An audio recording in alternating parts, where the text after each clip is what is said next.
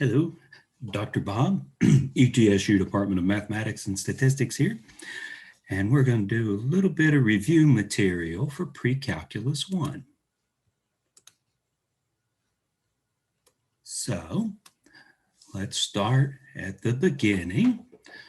This is some pretty dry stuff in places, but as the title of the section implies, it's essential stuff. So what we're looking at here is some background material for Precalculus 1.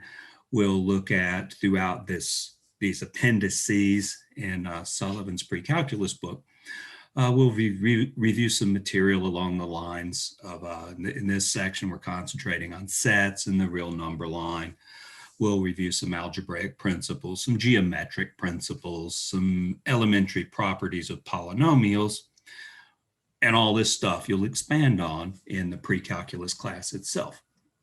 So Appendix A.1 is called Algebraic Essentials.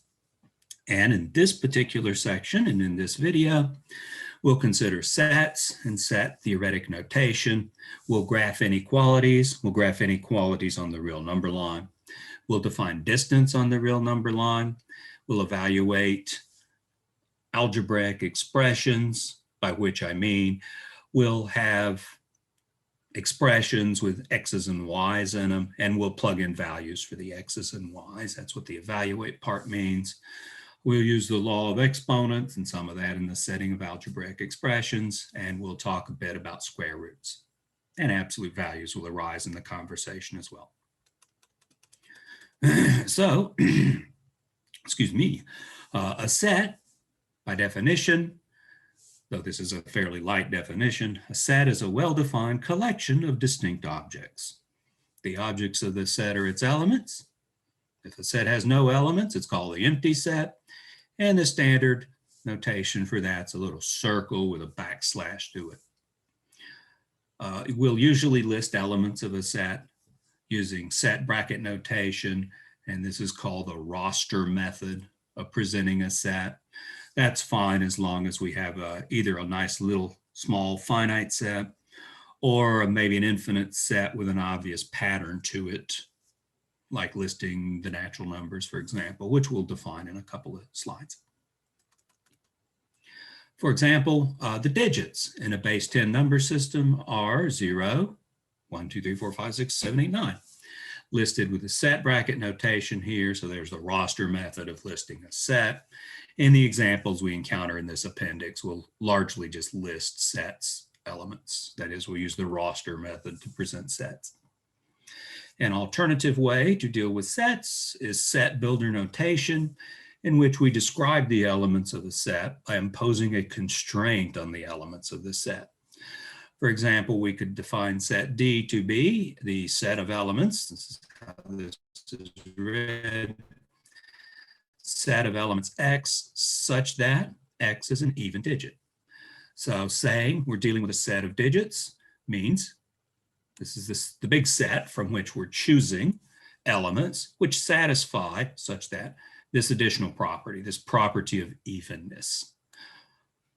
As commented here, this is the set of all X such that the little vertical line is read such that. Some texts indicate that with a colon. At this level, I think probably the little vertical line is more common. I like the vertical line better than the colon representation. So what set D consists of would be all the even numbers between 0 and 9 in the set given above. So that's 0, 2, 4, 6, 8. Yeah, 0 is even. Even means divisible by 2, and 0 is divisible by 2. 0 times, in fact. But 0 divided by 2 is a whole number. If every element of set A is also an element of set B, then A is called a subset of set B. Denoted, these are how these symbols are pronounced. A is a subset of B, or B is a superset of A. So both of these convey the same idea. And this, if I have to put verbiage on these symbols, I would read this one as superset, and that's common verbiage as well, though they never address that specifically in the text. If two sets A and B have the same elements, then those sets are said to be equal. A equals B, obvious notation. The intersection of sets A and B, denoted A intersect B, is a set consisting of elements that belong to both set A and to set B, whereas the union of A and B, denoted A union B, is a set consisting of elements that belong to either set A or to set B, or both. Sets A and B are disjoint if A and B have no elements in common, and sort of our first use of the notation. In other words, the intersection of set A and set B, which would be the elements they have in common, is the empty set. They have no elements in common. And this is usually denoted with Venn diagrams, and we'll do that shortly, though we do need another definition, because we're also going to talk about complements. Whenever you do this set theory stuff, it has to be done in some context. There's some universal set, the set of everything under conversation. For example, we could take the set of real numbers, as we often will, and that could be taken as a universal set. And then we talk about maybe subsets or intersections of sets of real numbers. So the set consisting of all elements to be considered in a particular setting is how it's worded here. Again, these are fairly informal set theory definitions. We've got formal set theory classes out there, and I've got notes online for that, but this will do for us. So this is a set of everything in some particular setting. For us, usually the universal set will be the set of real numbers. And this universal set is denoted oftentimes with a capital U. If A is a set, the complement of set A, denoted with an overline. I don't like that because that does have some meanings elsewhere, but this is the preferred notation of Sullivan's Precalculus book. Sometimes it's denoted with a little superscript of a C for complement. This is a set consisting of all elements in the universal set that are not in set A.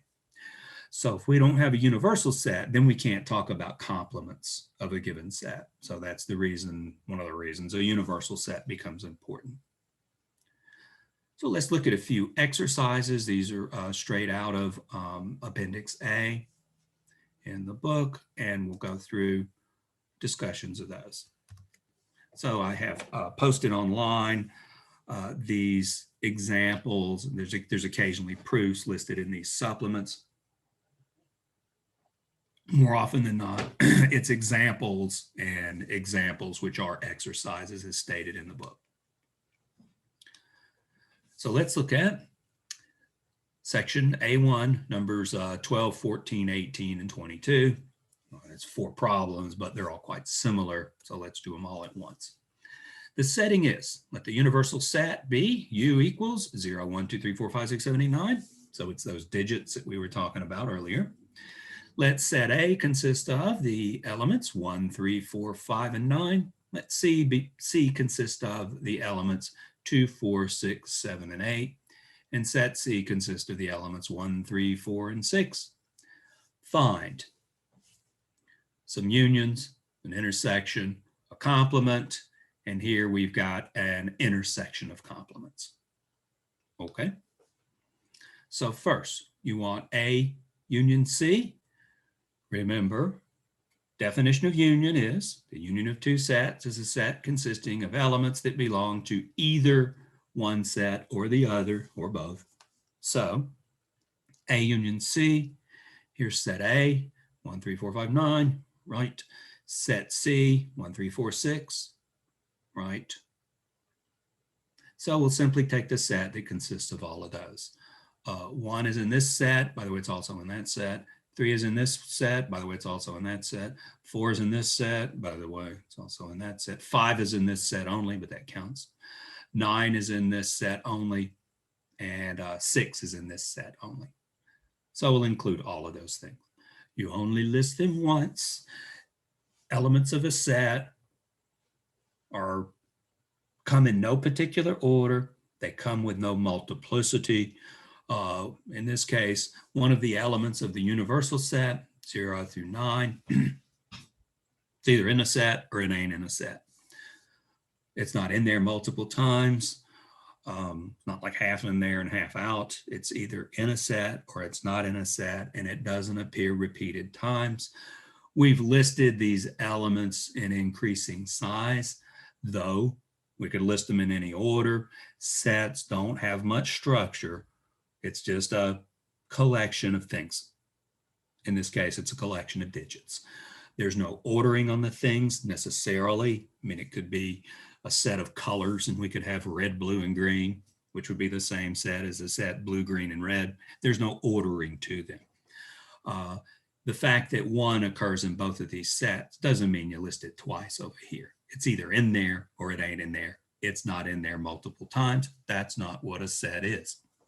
Now, there are structures out there where you might want to repeat things. Those structures are called multi-sets, and that's not our problem. Our problem is just the regular old set stuff. Next, let's consider A intersects C. Oops. A intersects C. Definition of intersection is the set consisting of elements that belong to both of two sets. Here's set A and here's set C again. This time we're intersecting them with the intersection symbol. And kind of as we observed previously, 1, 3, and 4 is in this one and in this one. So it's in the intersection. 5 is in only one of these sets. 6 is in only one of these sets. 9 is in only one of these sets. And the remaining digits aren't in either of those sets.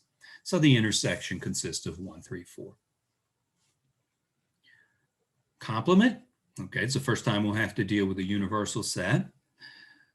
The complement of a set is the set consisting of all elements in the universal set that are not in the given set. Set C is given, how about right here, 1, 3, 4, 6.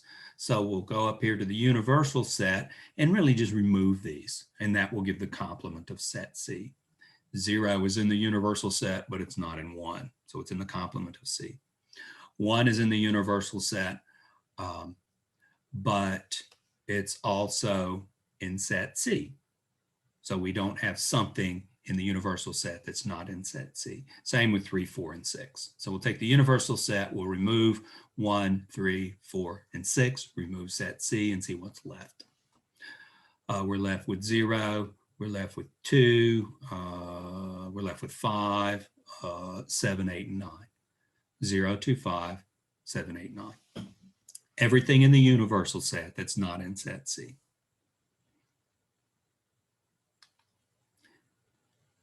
The complement of set B intersection the complement of set C. All right, well, we'll need the complement of set B. So we'll simply take everything in the universal set that's not in set B. Set B includes 2, 4, 6, 7, 8. So the complement would include 0, 1, 3, not 4, 5, not 6, 7, 8, and 9, as given down here. So now we've got C complement and B complement. We can take the intersection of those sets, B complement intersects C complement. Intersection of the two sets we found previously. They share 0, they don't share 1, they don't share 3, they share 5, and they share 9. And that's all they share. So the intersection of those two sets is 0, 5, 9. Returning to the class notes. Okay, as said, it's common to illustrate these intersections and unions using so-called Venn diagrams. Here's the Venn diagrams from a figure in the book. Let me magnify that a bit so it's a bit more visible on the screen. Here we have an illustration of the fact that A is a subset of B. So we're representing with circles these sets. It's a circle and its interior is intended to be the elements of the set. So here we've got set A contained inside set B. A is a subset of set B. B is a superset of set A, the equivalent statement. Here we have disjoint sets. There's nothing common to the two. That is, their intersection is empty. They don't overlap. Here's an illustration of the intersections of sets A and B, shaded in the light blue there. So the intersection is the stuff common to both of them. It's the shaded light blue stuff. Union, also indicated with shaded light blue, that would be stuff in either set A or set B or both. Here's the stuff that's only in set A. Here's the stuff that's only in set B. And that little eyeball shaped thing is the stuff that's in set A and set B. It's the intersection. So we could actually partition this into 3 pieces. But the union is all of this lightly shaded blue stuff.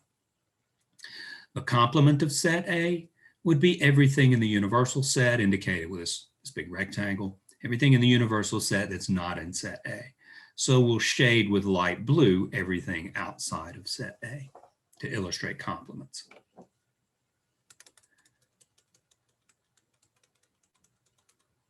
Okay, let me zoom out a little bit. We're going to talk now about sets of numbers because we're basically here to deal with sets of numbers.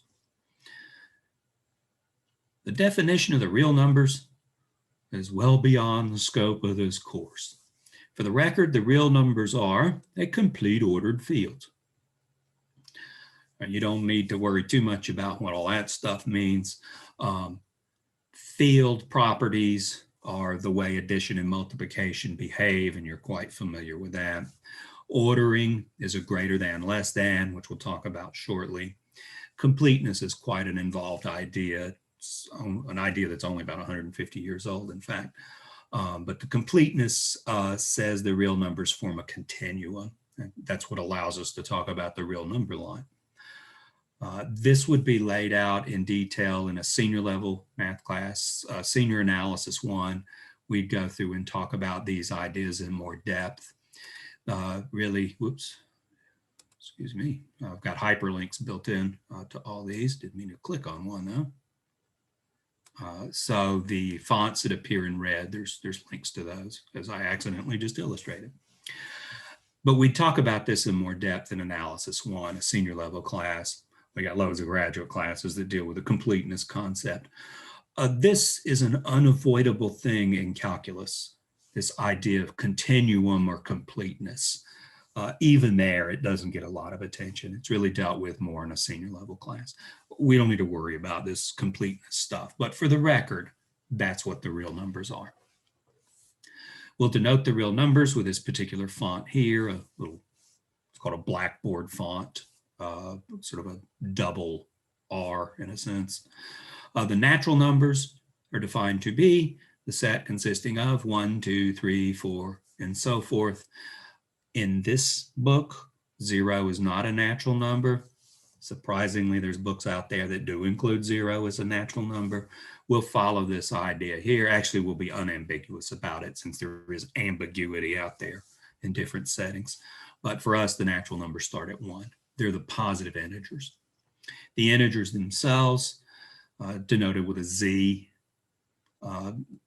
tiny bit of history on this. In German, number is Zahlen, and that's why a Z is used to represent the integers. There's a bit of history behind that. But anyhow, the integers are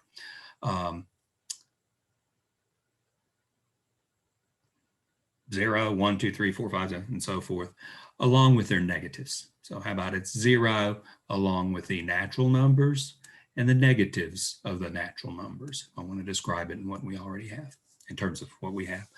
The whole numbers we are unlikely to talk about. The whole numbers oftentimes indicate the non-negative integers.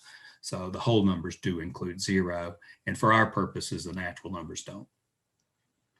The irrational numbers is a set of all quotients of integers where the denominator is not 0. That is, it's all p divided by q, such that, and there's a little vertical line in the set notation again, such that p and q are integers and q is not 0.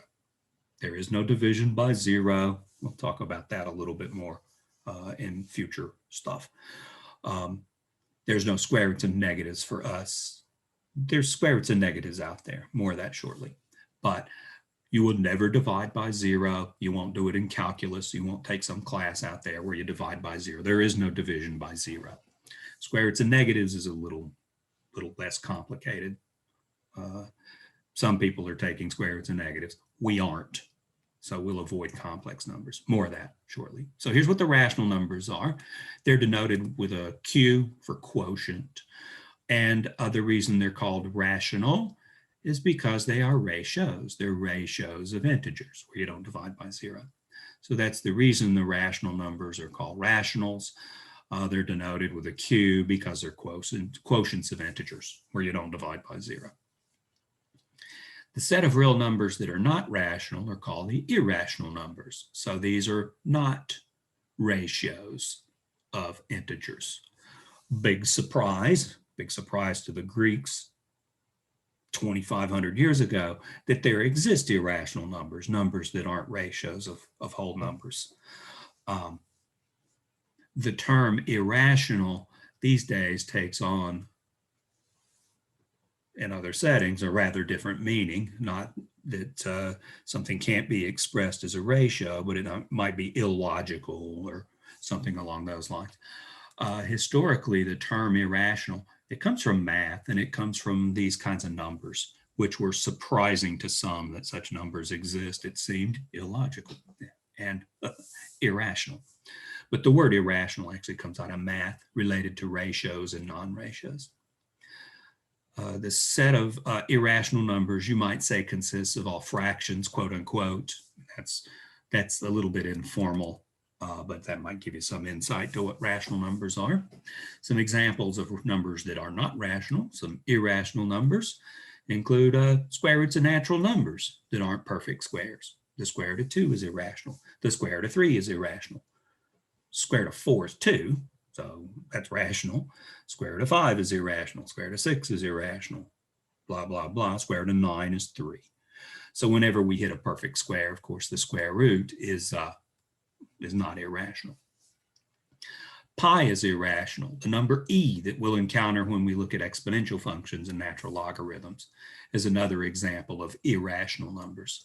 These are a little bit more complicated, pi and e. These are examples of numbers that are called transcendental versus algebraic numbers. All these square root things are algebraic numbers. But for our purposes, we're just interested in rational and irrational. And as far as our conversations go, probably the only two irrationals we'll discuss in much depth other than square roots are pi and e. Rational real numbers have decimal representations that either terminate or are non-terminating with repeating blocks of digits. Irrational real numbers have decimal representations that neither repeat nor terminate. You may have encountered this kind of idea in high school about what a rational number is. You're better off thinking in terms of ratios. It has historical context to it to think of rational numbers as ratios, to think of irrational numbers as numbers that aren't ratios.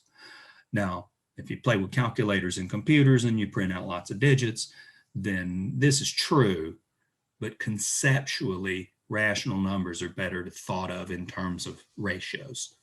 And irrational numbers is numbers that are not ratios of integers. Some properties of real numbers.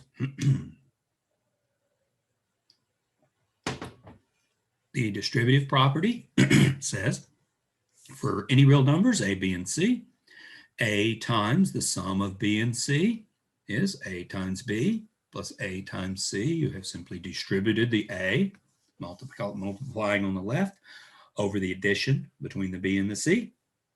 This is one of the field properties that I mentioned earlier. The field properties give the way addition and multiplication interact. For example, this distributive property. The zero product property says for real numbers a and b, if a times b equals 0, then either a equals 0 or b equals 0, or both of them are 0. And this comes in quite handy when we're trying to find zeros of polynomials. You'll factor the polynomial. Set it equal to 0, factor it, and you'll find roots of that polynomial using this zero product idea. The real numbers can be represented by points on a line called the real number line. There's a one-to-one correspondence between real numbers and points on the line. That is, every real number corresponds to a point on the line, and each point on the line has a unique real number associated with it. super important concept, the real number line. Let's just draw pictures for one thing. Math without pictures is a pretty dull endeavor.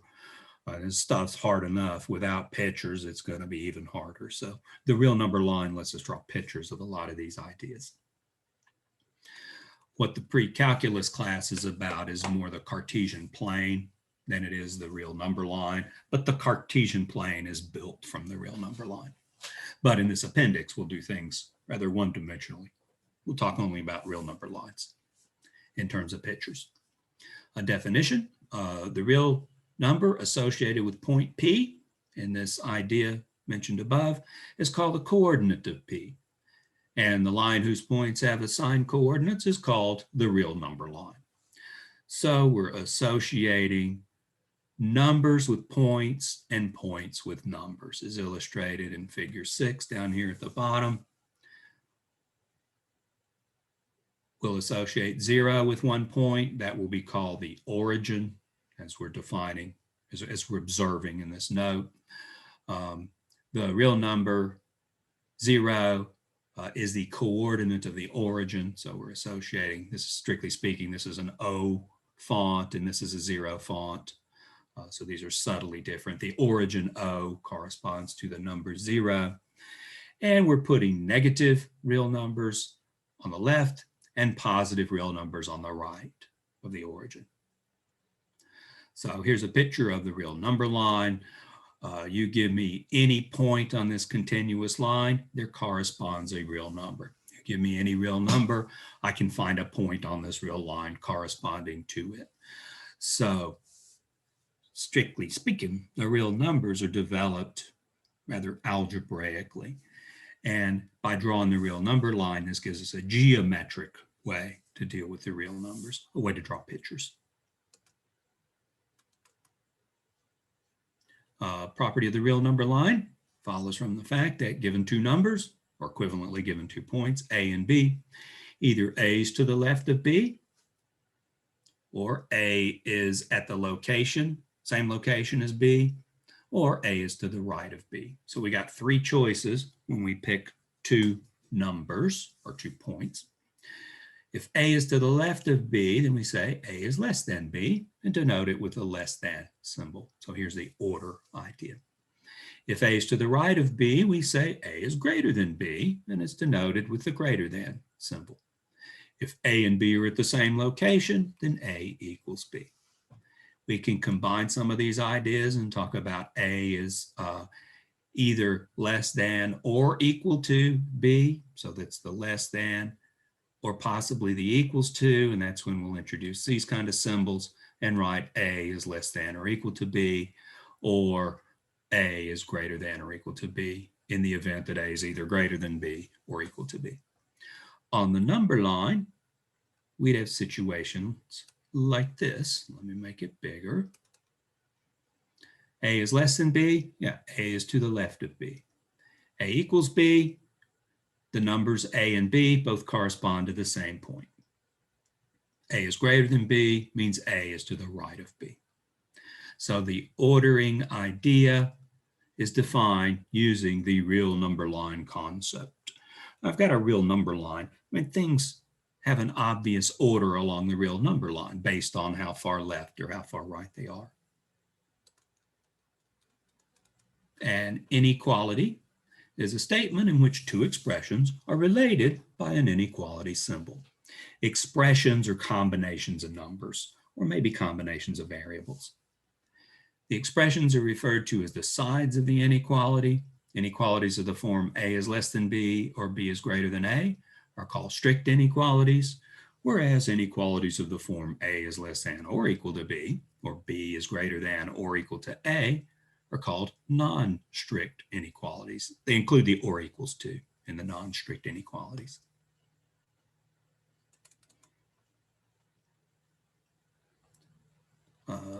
A is greater than 0 is equivalent to saying A is positive. A is less than 0 is equivalent to saying A is negative. A greater than or equal to 0 is equivalent to saying A is non-negative. It's either positive or it's 0. And the inequality b is less than or equal to 0 is equivalent to saying b is non-positive. It's either negative or it's 0. In particular, in word problems, if you're told something along the lines about positiveness, you want to interpret it as this kind of inequality.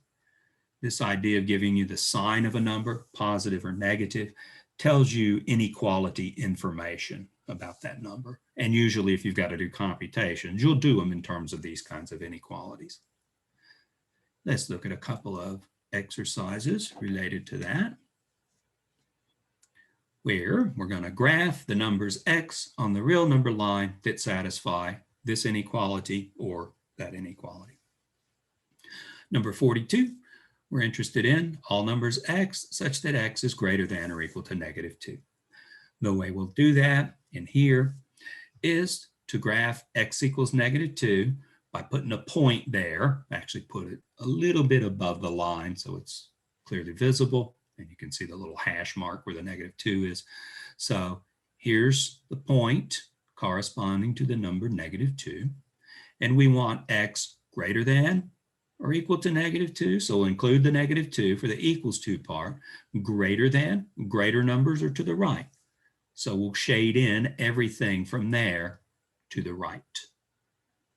And this is a drawing of the inequality, x is greater than or equal to -2. Next, and I've modified this number 44 a little bit. Probably it dealt with a non-strict inequality, and for variety, let's look at a strict inequality. Let's graph x is less than 7. Strictly less than 7. All right, so what we'll do is we'll graph a little circle at 7, indicating 7 itself is excluded. So we put a little open circle there, whereas in this last one, we included the -2 and we shaded in that little circle. So we'll draw a little open circle at 7, and we want all x values less than 7. That'd be the x values that are to the left of 7. So we'll shade in all this stuff here, shading in blue. So that includes everything to the left of 7. It excludes 7 itself because it's a strict inequality. Our notation is to draw little open circles on the 7 to indicate that it's excluded. Let's see, back to the notes. Okay, here comes absolute value. In my experience of teaching pre-calculus for, well, it's coming up on like 4 decades, students tend to simply ignore absolute values. You can't do that. You might be able to get rid of those absolute values, but you don't do it just by dropping them, unless you got some information that tells you can drop them. For definition, the absolute value of a real number a, denoted with these little vertical bars, absolute value of a, is defined by the rules. Absolute value of a equals a if a is greater than or equal to 0. So there's the rule when you can drop them. If the thing inside the absolute values is known to be non-negative, then you can drop the absolute values. The absolute value of a is defined to be negative a if a is less than 0, if a is negative. So you can't just drop the absolute values when a is negative, but you can get rid of them. You do so by introducing a negative sign. Absolute values are always non-negative. You sure this is non-negative? Yeah, I'm sure. That's a negative times a negative. I see the negative sign right there, trying to highlight it. And a itself is negative. So a is negative, and so is the negative sign. That's a negative times a negative is positive. Right. Absolute values are never negative, and it isn't here. That expression, negative a, is itself positive because a is negative, and it's a negative times a negative gives a positive. So if you know this information about positive or negativeness of what's inside the absolute values, then with sufficient care, then you can get rid of the absolute values. You can simply drop them if the stuff inside is positive or 0, And you can insert a negative sign and drop them if the stuff inside is known to be negative.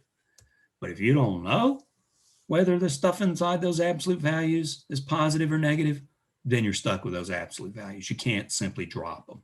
You don't even know how to get rid of them unless you know the sign of the stuff inside the absolute values. So be very, very careful with that. You can't drop absolute values, but if you follow the rules given, then you can eliminate them if you have sign information. If you don't have sign information, you don't know what's positive and what's negative, you're stuck with absolute values.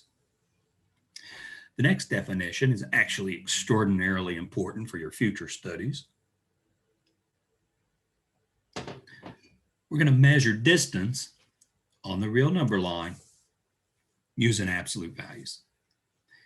If P and Q are 2 points on the real number line with coordinates A and B respectively, the distance between P and Q, denoted distance from P to Q, is the absolute value of B minus A. So distances are measured by taking the absolute value of the difference. Which is to the right and which is to the left? Is A to the right? Is A greater than B? Is B greater than A? Apparently it doesn't matter. If I were to swap B minus A for A minus B, we'd get the same thing because of the absolute value. We'd introduce a negative sign and that would be absorbed by the absolute value. So it doesn't matter which is to the left and which is to the right in terms of applying the definition of distance and using absolute values. We'll use this a little bit in pre-calculus, but probably day 1, day 2 at the latest in calculus 1, and this being pre-calculus, we got our eyes on calculus. Day 1 or 2 of calculus, you'll start talking about distances and you'll do so in terms of absolute values. You'll see absolute values early on. I mean, that's the reason it's brought up in pre-calculus. So there's the definition of distance. Let's illustrate it with 3 examples. Here, we're given a real number line. They've given us some points, A, B, C, D, and E on the real number line. They didn't actually specifically draw the points, but this is the figure from the book. And they ask us to find the distance from C to A, the distance from C to E, and the distance from D to B, and these 3 exercises. Okay, so here's the points. We're interested in A, C, A, B, C, D, and E, all of them, I think so. Let's find coordinates because you compute distance using the difference of the absolute values of the coordinates of those points. The coordinate of point A is -3. Let's denote it with an X sub capital A, X, because we'll think of this as like the x-axis, especially when we deal with a Cartesian plane. And it's point A, it's the X coordinate of point A. So X sub capital A is -3. B has coordinate -1. Let's denote that X sub capital B. C has coordinate 0. It's at the origin. So X sub capital C equals 0. D, X sub D equals 1. And X sub E equals 3. So simply taking the points and finding the associated numbers and using different symbols for them. You would not say A equals -3, B equals -1. A and B are points. -3 and -1 are numbers, and they're different things. They're associated, but they're different things. So that's why I introduced the subscripted X's to keep the notation clean. Now, by the definition of distance between 2 points on the real line, it's expressed in terms of the coordinates as the absolute value of the difference of the coordinates. So distance from C to A would be X sub A minus X sub C, absolute value of. X sub A is -3, so we'll plug a -3 in there. X sub C is 0, we'll plug a 0 in there. Do the arithmetic inside the absolute values. That yields -3. Absolute value of -3 is 3. And so the distance between C and A is 3. That makes sense? Distance between these two is 1, 2, 3 units. Yeah, so seems to work. Distance from C to E would be the absolute value of the difference of the coordinates. X sub e is 3. X sub c is 0. 3 minus 0, absolute value of 3 is 3. Does that make sense? E and C is 1, 2, 3 units. Yeah, still makes sense. Distance from D to B would be the absolute value of the difference of their coordinates. X sub B is -1. X sub D is +1. So we'd have -1 minus 1, -2. Absolute value of is 2. B and D, in fact, are 2 units apart. So in these elementary examples, you might not want to go through this arithmetic. Of course, we'll use this, especially in calculus, in settings where you don't have such elementary numbers. Things are more involved. And you may not be able to simplify things quite so much. So we're doing introductory examples to get you used to manipulating distance in terms of absolute values. Returning to the notes, we use letters, lowercase letters usually, X, Y, A, B, C, to represent numbers. If the letter used is to represent any number from a given set of numbers, usually the real numbers, it's called a variable. A constant is either a fixed number, like 5, or a letter that represents a fixed number. Constants and variables are combined using the operations of addition, subtraction, multiplication, and division to form algebraic expressions. We might expand our operations to include square roots and cube roots and such. We'll discuss those before this particular section is over. But algebraic expressions are a bunch of letters and numbers mixed together using addition, subtraction, multiplication, division, and possibly some square root type stuff, or cube root type stuff, or fourth root type stuff. Let's look at a few examples illustrating algebraic expressions.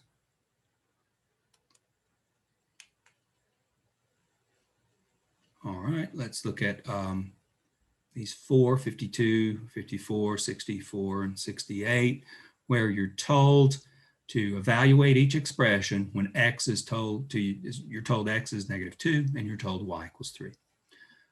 Number 52, 3x plus y. Okay, we'll just substitute for x, the value -2, and substitute for y, the value 3, producing 3x plus y.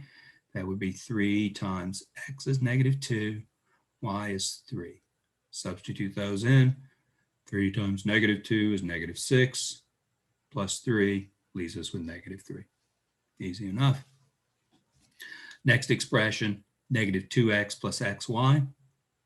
We'll plug in -2 for x, so we'll get a -2 there and there, where the x's are. For y, we'll plug in 3, produces this. -2 times -2 is +4. -2 times 3 is -6. 4 minus 6, -2. Absolute value of y divided by y. For these values, you might immediately guess that's going to be 1. It depends on what y is. It may not be 1. Y better not be 0 because we can't divide by 0.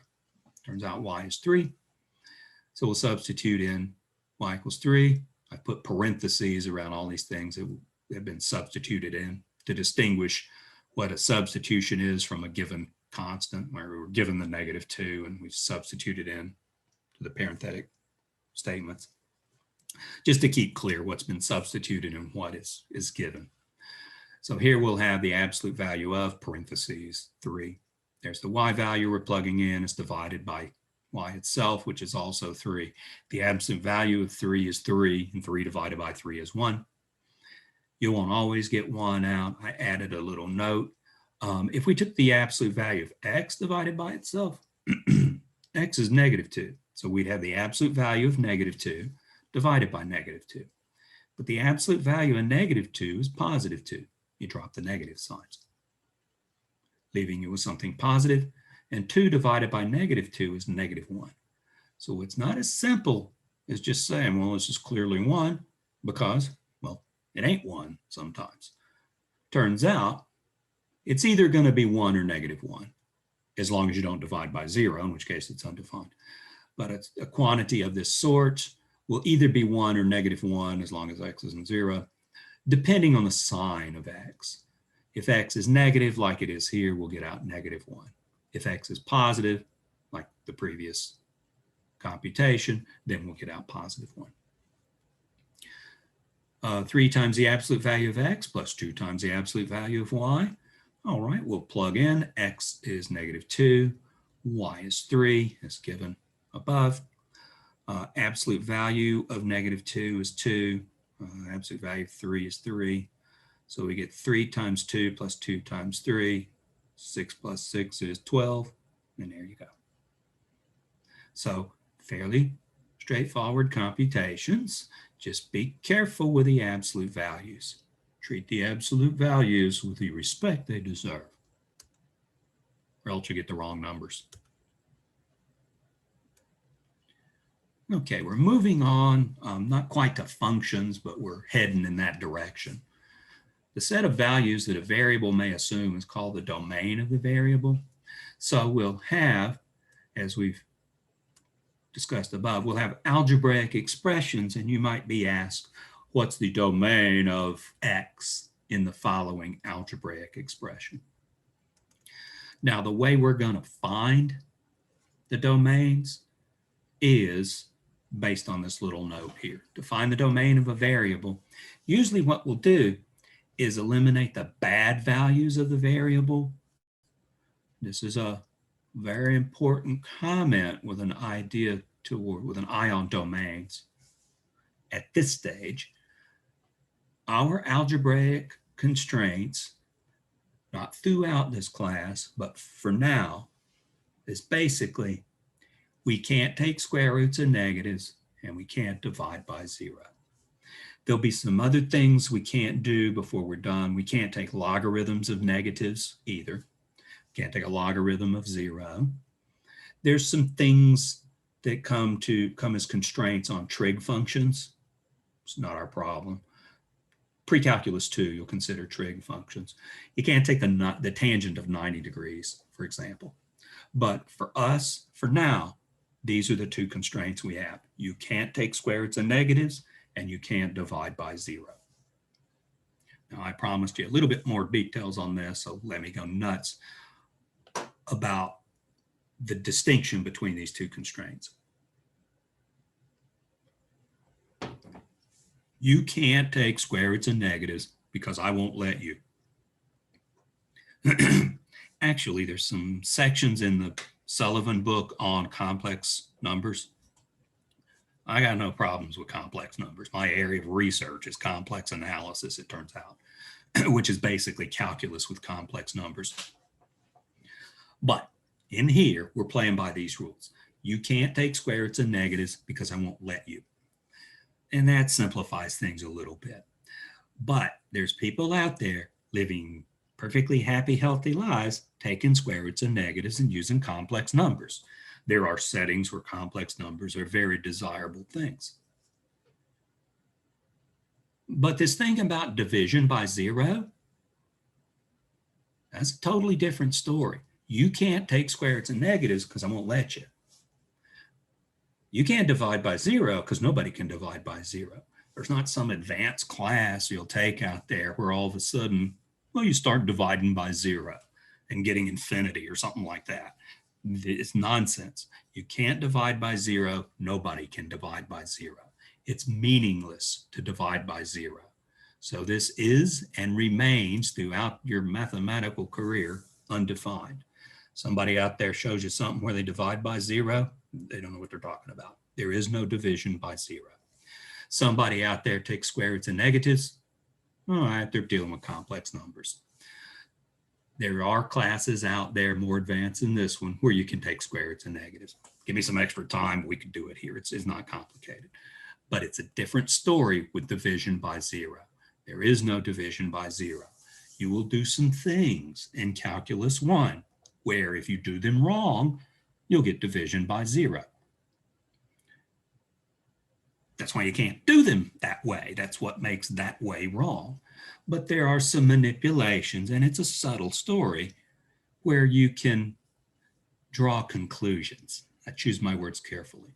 But in none of that do you ever divide by 0. There's never division by 0. As you can tell, I'm a little jumpy about that. There is no division by 0.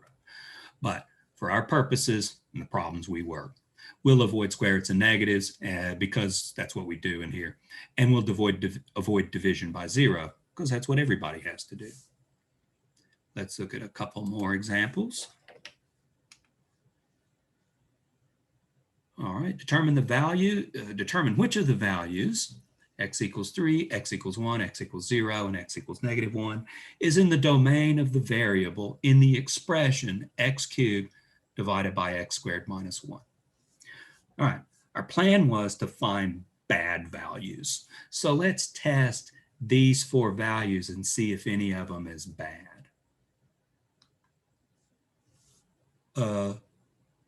What would bad be? Square roots and negatives. Well, it's not an issue because there ain't any square roots in that expression. And division by 0. We must avoid division by 0, as we just stated in that note. And there is division. There's an x squared minus 1 in the denominator. If that's ever 0, we got a problem. But the good news is that's the only thing that can go wrong. Square roots and negatives, and there's no square roots, and division by 0. So the only thing we got to be worried about is division by 0. So let's go through those 4 numbers. X equals 3. Plug it in, see what happens. We'll get 3 cubed divided by 3 squared minus 1. 3 cubed, 3 times 3 times 3. 3 times 3 is 9, times 3 is 27. 3 squared is 9, minus 1 is 8. We get 27 over 8. Nothing wrong with that. No division by 0 there. So x equals 3 is in the domain of the expression. In fact, if you plug in x equals 3, it looks like you get 27 over 8 out. You want to just plug in 1? I'm going to write that up differently. If I just plug in 1, I'm going to get 0 in the denominator. And I would never write divided by 0 in a pre-calculus class. I'd never write it in any class. So let's approach this a little bit different. For x equals 1, the denominator, x squared minus 1, the denominator is 1 squared minus 1. 1 minus 1, it's 0. So we can't plug 1 into this expression because that would yield division by 0. So x equals 1 is not in the domain of the given expression. It would yield division by 0, and I was very careful not to write the division by 0 stuff. Let's look at x equals 0. For x equals 0, let's plug it in. Nothing goes wrong. We get 0 cubed over 0 squared minus 1. We get 0 in the numerator and -1 in the denominator. Well, you can have 0 in the numerator. You can't have 0 in the denominator. You can't divide by 0. 0 over -1, that's 0. X equals 0 is in the domain of the expression. No problems there. So let's see, 3 works, 0 works, 1 didn't, -1, it's not going to work either. If I plug -1 into this expression, I get division by 0. You can't divide by 0. For x equals -1, the x squared minus 1 denominator is -1 squared minus 1. 1 minus 1 gives us 0. Since that's in the denominator, you can't plug that into the function. So x equals 1 produces a 0, so that x equals, we'll typo there, x equals 1 is also not in the domain of the given expression.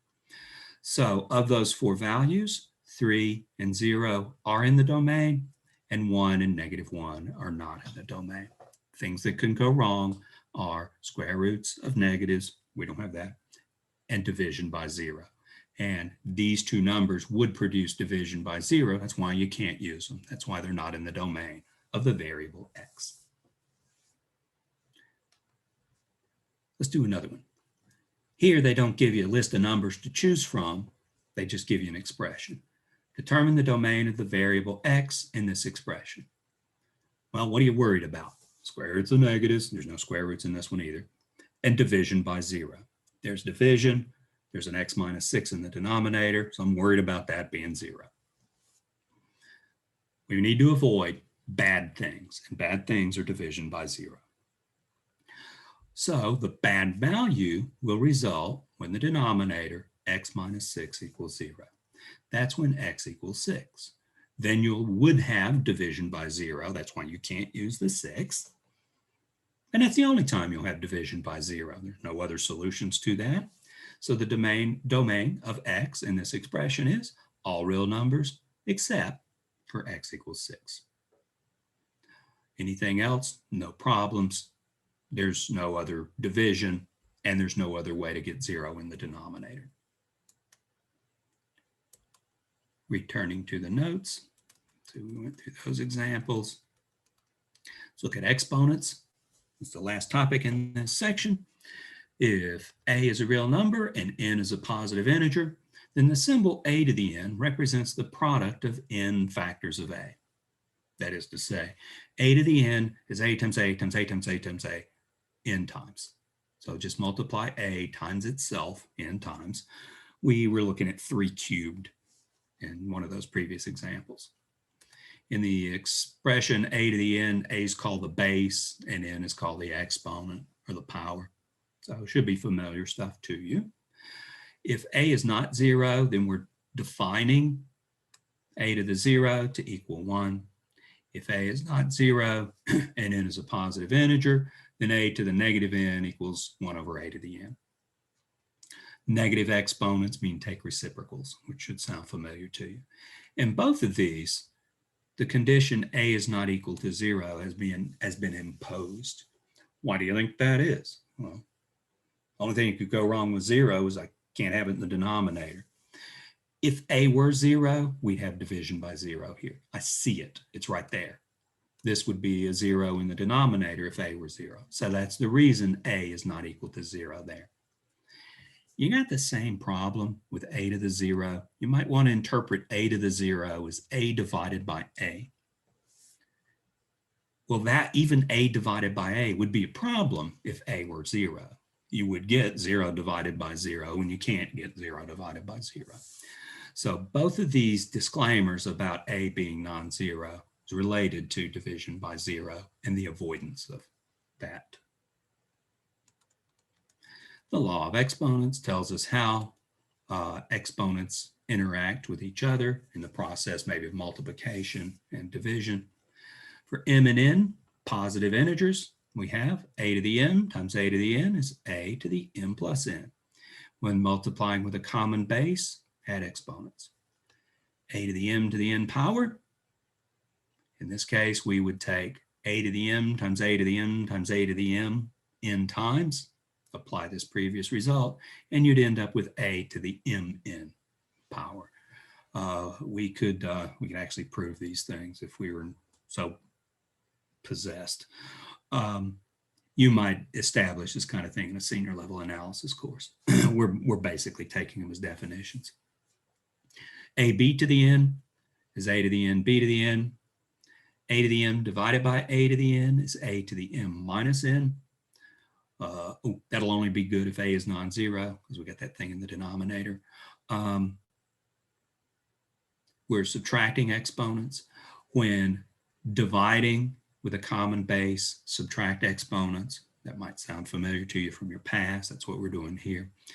We could also take this as 1 over the negative of this exponent. M minus n times -1 is n minus m, right? The order's been reversed. We've introduced a factor of a negative in the exponent from here to here, and that's the reason it's in the denominator. And a over b to the n is a to the n over b to the n if b is not 0. So every time you get this stuff in the denominator, you better make sure you're not dividing by 0. You can see the paranoid level that we go to already to avoid division by 0. Let's look at 3 more examples. Okay, so we want to simplify expressions. Given some multiplication and some exponents, some combinations of exponentiation here. Ooh, this one's got an x in it, So the last one's the most interesting, I suppose. By the definition of a to the negative n, where n's a positive integer, and the law of exponents, all the stuff that we just stated in theorem A.1.A, as I called it, we get the following. 4 to the negative 2 times 4 to the 3. 4 to the negative 2, that'd be 1 over 4 squared. The negative exponent means put it in the denominator. That was the definition part we were talking about. Here we've got a simple product. Multiply the numerators together, that'll give us 4 cubed in the numerator. Denominator, I could divide this by 1 if you like, and we'd have 4 squared times 1. So anyhow, we get 4 cubed over 4 squared. In quotients, with a common base is 4, subtract the exponents. So we get 4 to the 3 minus 2, that's 4 to the 1, and that equals 4. I go through this rapidly. I go through all these videos rapidly. Feel free to pause me, mute me, or slow me down so that you can digest this. Granted, a lot of this goes by pretty fast. Next, 2 to the negative 1 to the negative 3. Or if you like, 2 to the negative 1 to the negative 3. Multiply exponents in this situation. That was stated in the theorem, A.1.A. Multiplying negative 1 times negative 3 gives positive 3. 2 cubed, that's 2 times 2 times 2. 2 times 2 is 4, times 2 is 8. So the answer is 8. And the last one's got x's in it. So the last one's a little more interesting. We got negative 4x squared, all to the negative 1 power. I could approach this 2 or 3 different ways. I could say, hey, that negative 1 means take a reciprocal. Look at this. We got a reciprocal over here on the right. Alternatively, in fact, it's a little bit longer, but it illustrates more stuff. We'll take that negative 1 exponent and put it on the negative 4 and on the x squared. That was one of the properties in the theorem. When you have a product raised to a power, the exponent goes on both of those constituents of the product. The negative reciprocal, the negative exponent means take reciprocal. So negative 4 to the negative 1 is 1 over negative 4. X to the 2 to the negative 1, multiply those exponents together, giving us an x to the negative 2. The negative exponent means take a reciprocal. Get that x squared in the denominator. We've got now a product of 2 fractions. 1 times 1 is 1. Negative 4 times x squared, negative 4x squared. And we predicted that.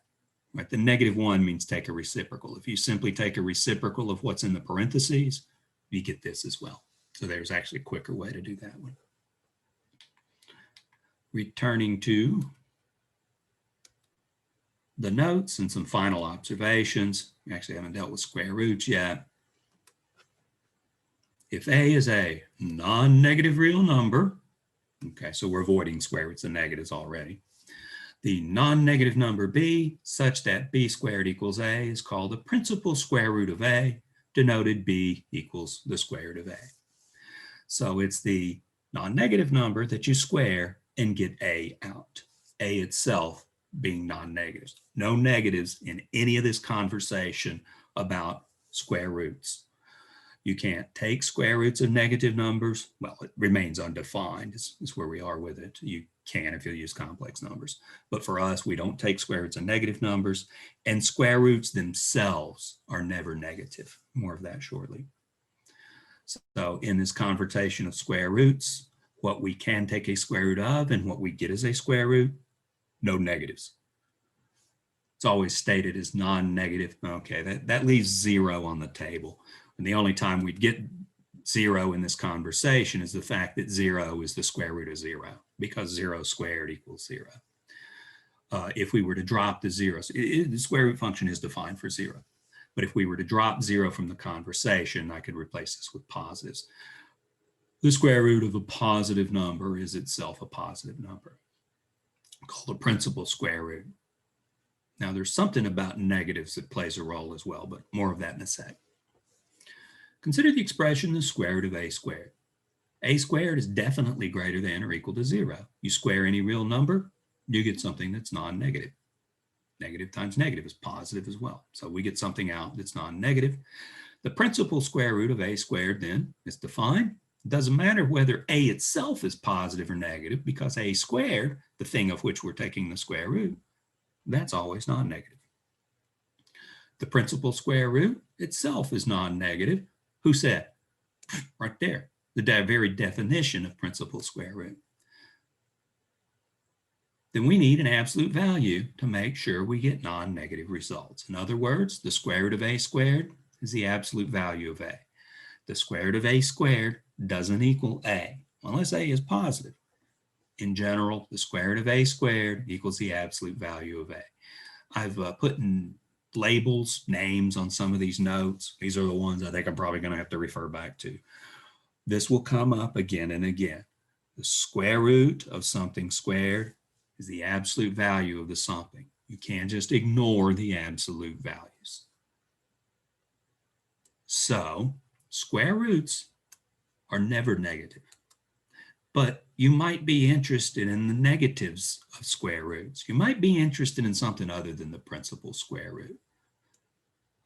This I don't think is quite mentioned in the book. If I were to ask you, what's the square root of 9? I could probably take a vote of the classroom, as I usually do when I'm face to face with folks, ask the square root of 9, and the majority of the people pick plus or minus 9. I'm sorry, plus or minus 3. The square root of 9 is not plus or minus 3. The square root of 9 is 3. You get a calculator out, you hit 9 in the square root button, it tells you 3. It don't tell you plus or minus 3. That's because the calculator gives you the principal square root. So consider the square root of 9. 3 squared equals 9. 3 is greater than 0.